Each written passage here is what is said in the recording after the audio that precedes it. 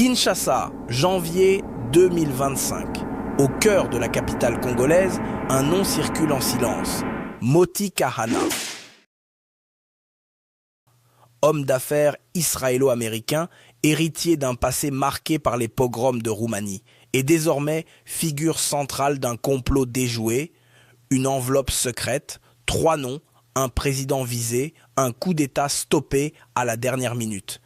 Les services américains et israéliens auraient piraté des téléphones, intercepté des messages et neutralisé un réseau militaire infiltré jusqu'au sommet de l'État congolais. À la tête de cette conspiration, un ancien chef d'état-major, une rancune, une trahison.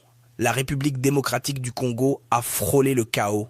Mais ce que vous allez entendre maintenant dépasse tout ce que les médias osent publier. Bienvenue sur Africa TV Network. Voici la trahison, l'espionnage, le coup d'État. L'opération de l'ombre qui a bouleversé Kinshasa. Préparez-vous.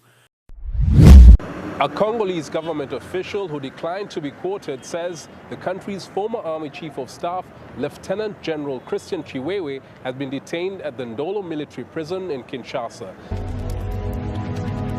Ce que vous allez entendre dépasse la fiction. Trahison, complot militaire, réseau étranger et une liste secrète livrée au sommet de l'État.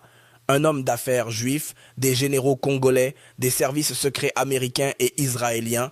Voici les dessous d'un coup d'État déjoué in extremis à Kinshasa. Tout commence à Davos. Le président Félix Tshisekedi y croise, par l'intermédiaire de réseaux diplomatiques, un homme discret mais influent.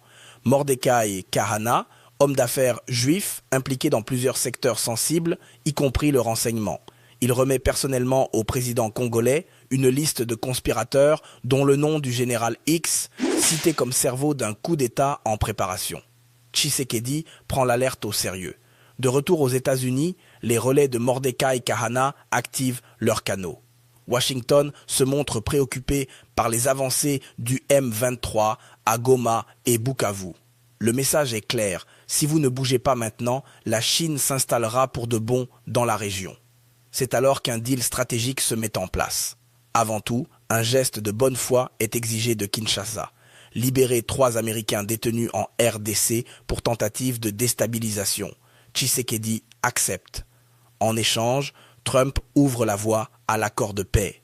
Mais dans l'ombre, un autre plan se trame. Le général Christian Chiwewe, ancien chef d'état-major des FARDC, nourrissait une rancune profonde. Lui qui avait jadis sauvé Tshisekedi lors d'un plan d'assaut préparé par Kabila au camp Kingakati, semble aujourd'hui retourner sa veste. Mais cette fois, les services secrets américains et israéliens, déjà bien implantés à Kinshasa, interceptent des communications téléphoniques effacées, restaurées et accablantes. Selon les informations révélées, le plan prévoyait d'éliminer Tshisekedi juste avant son départ pour les États-Unis afin d'empêcher la signature de l'accord de paix avec Trump. Chiwewe aurait transmis des messages codés à d'autres officiers suggérant une intervention décisive à Kinshasa. Mais tout a été intercepté, restauré et confronté au général. Pris la main dans le sac, il est arrêté. La tentative de coup d'État venait d'être neutralisée grâce à la coopération secrète des services américains et israéliens. Au-delà des enjeux militaires, il y a une dimension spirituelle. Ceux qui pensaient être au-dessus de Dieu ont été confondus. Ce combat n'est pas simplement politique, il est aussi moral. Tshisekedi est en mission, que ses ennemis le veuillent ou non. La vérité avance, mais l'ombre rôde encore. À Kinshasa comme ailleurs, les complots ne dorment jamais.